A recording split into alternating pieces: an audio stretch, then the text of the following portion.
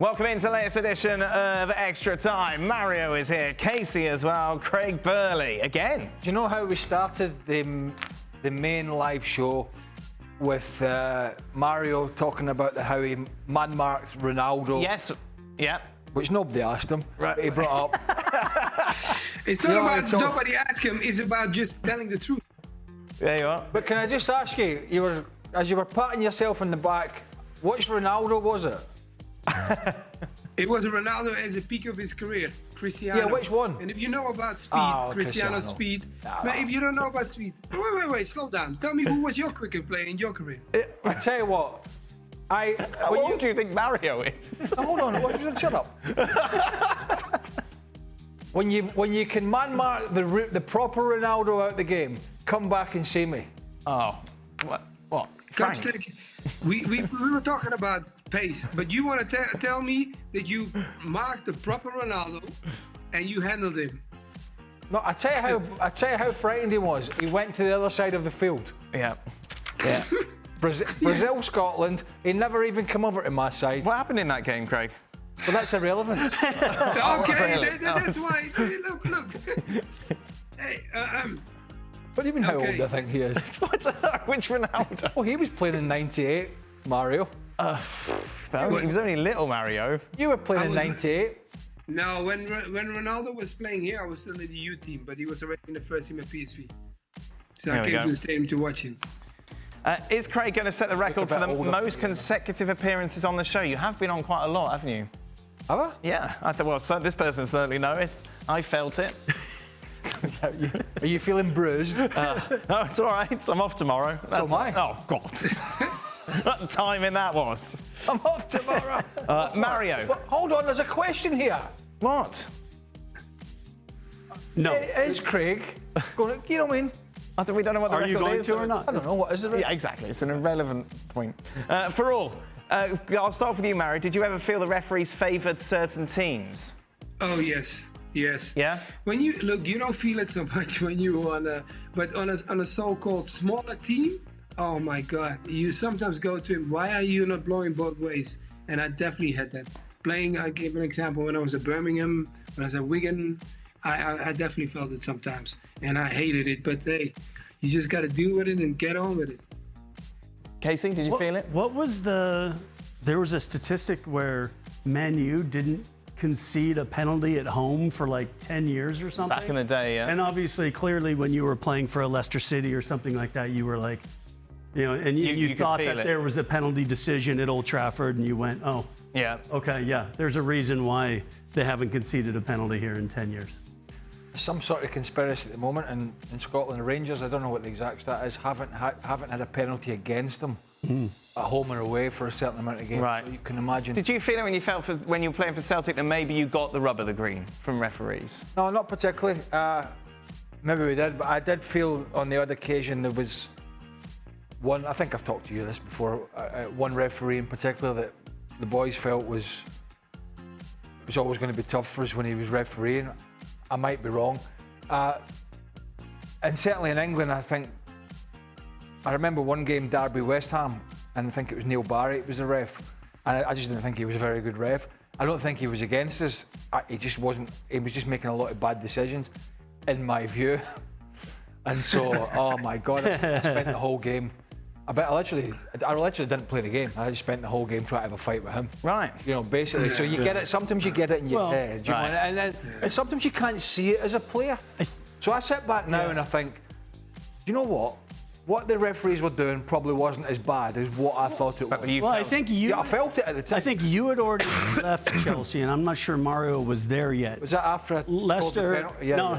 Leicester. There's a FA Cup game where there was a dive. Right. And we ended up losing 2-1 at Stamford Bridge. Oh, you're talking about Erling Jonsson? Yeah. Yeah, I was away then. Yeah, and that's when.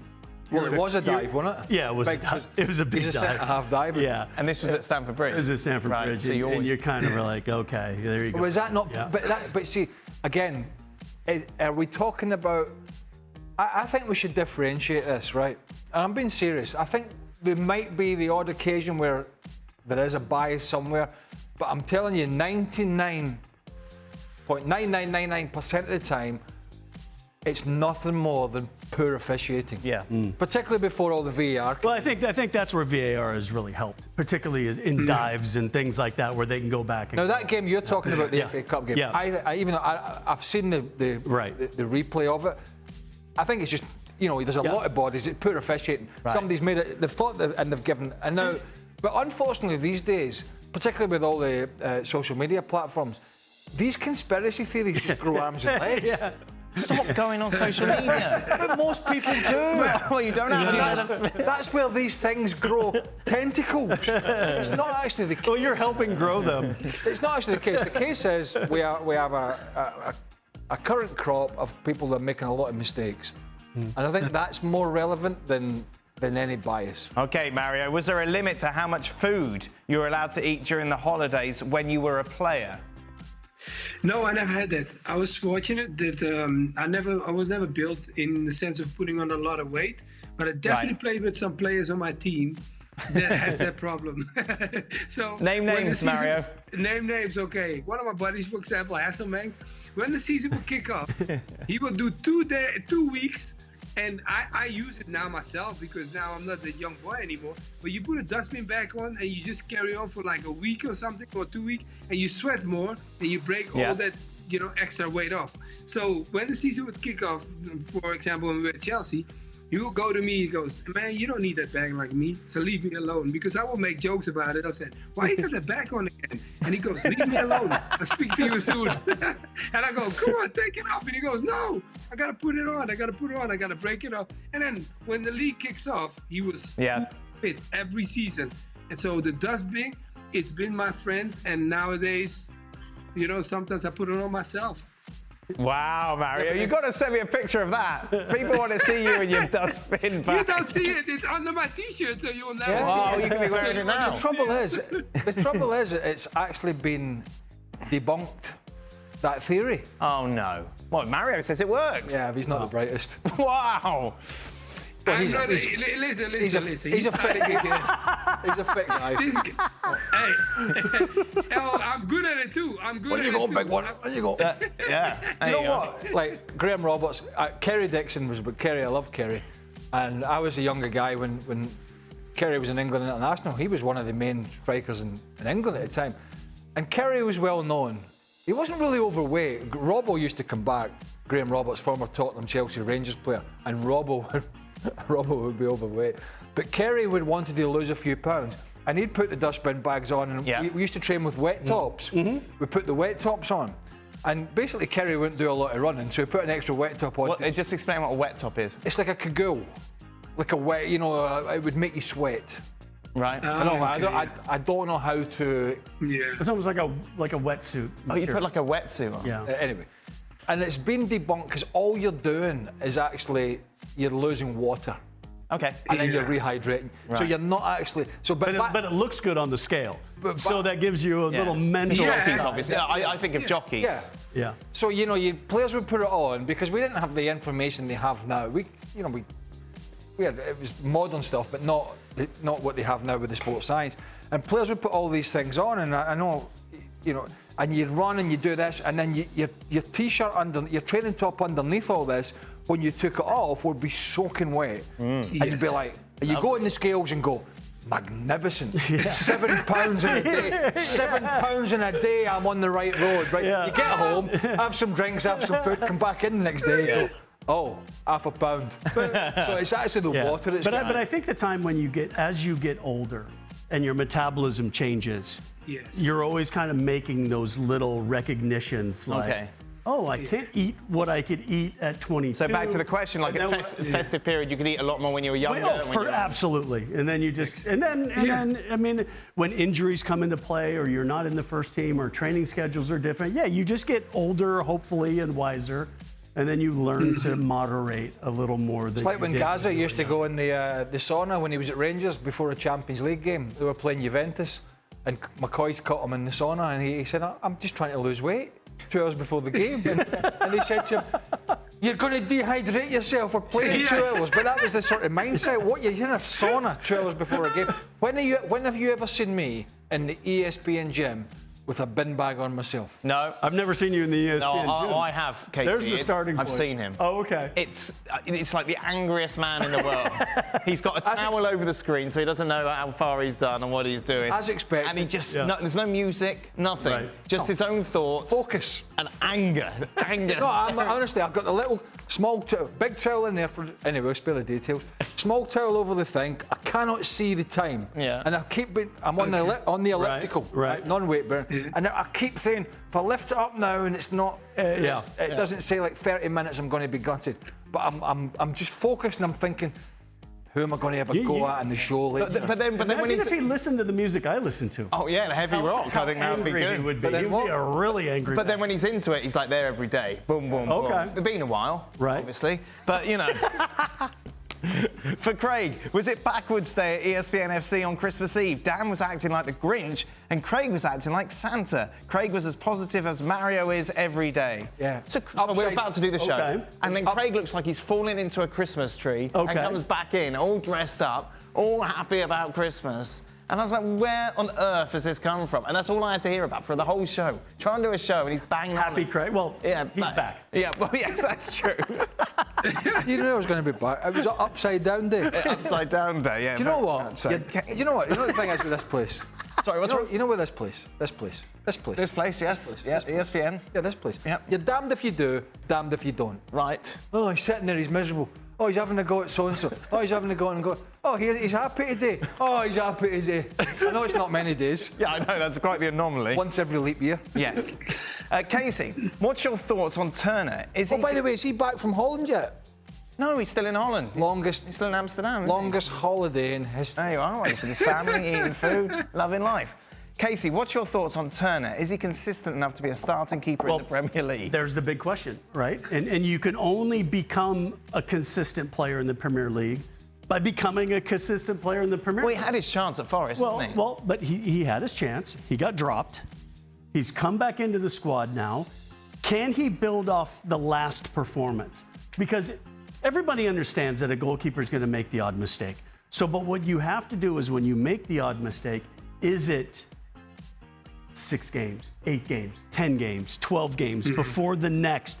And then in that period, have you had 2 or 3 games that fans, teammates, coaching staff goes, wow, that save made a difference. Right. Those 3 saves made a difference in us getting a result that day. Now, that's all you can do. It can't be good match, iffy match, bad match. Because then there's a point when they're starting to question, and somebody else is going to be given the opportunity. Well, he's going to find out. He's going to find out really quickly. And he played at the weekend in the win. Yes. Yep. Under the new managers. Only second game for Nuno Espirito Santo. But bearing in mind the transfer window opens in January. Correct. He's going to find out quickly what the manager's thoughts are, because there's no doubt that Nuno Espirito Santo will go to the Greek corner at Forest and say, look, if we want to stay up, we need a wide guy, we need this, we need that, we need 3 or 4 players. Now, we'll find out quickly what the manager's thoughts are in every position, but particularly the goalkeeping position if they go out. If a goalkeeper is available with Premier League experience and they go for that move, then that's... Now, when you talk about Garnacho, and sometimes opportunities arise to you. Yeah. If a deal doesn't happen and he's then able to play that out and he's able to perform at that level, great. But there's a point where you have to take it in your own hands and you have to say, I will prove to you that I am here. Yeah. And he's had multiple opportunities now, Mario. Sometimes you have to go to your coach. I agree. Sometimes you have to go to your coach. And it doesn't come always down to, because sometimes people talk about it and you could be a second choice. When, like Greg said, when the window's open, if you're on the books and he says, I want a new goalkeeper. But sometimes you want to go to your coach and also challenge him. In the sense of put yourself forward and make sure that you be part of it. Because Nuno is new and he wants to activate now. So now is your timing to either hear where you are, or you be in a situation that later on you might scratch your head and say why I never spoke to him, because he doesn't like me anymore. Well, Dan, I almost, on that point, I almost made a move to a Premier League club. Which one? I'm not saying. And why not? But it was a situation where. But you were at a Premier League club, more than one. Well, true, but it was a different club. Why is it secret? No, it's not a secret. I almost went to Southampton at once. Ah. And I wouldn't have mentioned that. And then at the point, but there was one, and then the goalkeeper went on a run, right, and basically changed the manager's mind. They didn't need to make that move. So Anthony Niemi, was that back? No, in it was previous to that. Oh. It's a case where so the opportunity came. Took it, changed the manager's mind, and then ended up having, multiple good years at the club. So sometimes you got to do it yourself. Nobody else can do it but you. You'd think somebody that worked at Southampton would know you would have the thought. Goalkeepers. Yeah. Well, Niemi wasn't the goalkeeper when I was there. Yeah, but you'd have a bit of knowledge about, previous goalkeepers. Well, Bruce Grobbelaar, where we going back? Peter Shelton. It's only because I like Niemi because of the TalkSport phone-in when the guy was like, oh, we really need we need someone good to play for Scotland. And he's like, well, what about Niemi? He could come in. And then the presenter's like, he's finished. He's not finished. I seen him play. He's still got it. Oh, phone-ins. We should have some phone-ins. That'd be good. We should have people phoning in. That'd be nice. Yeah, would have to be a dump button. Yeah, there would be for the language. Final question: who's more likely to get sacked, Ten Hag or Eddie Howe? Oh. Go on, Mario. That's so tough. That's a really tricky one because I don't think Eddie Howe is there yet on that. I think Ten Hag was closer at discussion, but because of the takeover, people might say they want to rush it because of adding the 25%. With Radcliffe. I think. The 3-2 this game gave him a lot more time. It's so tough.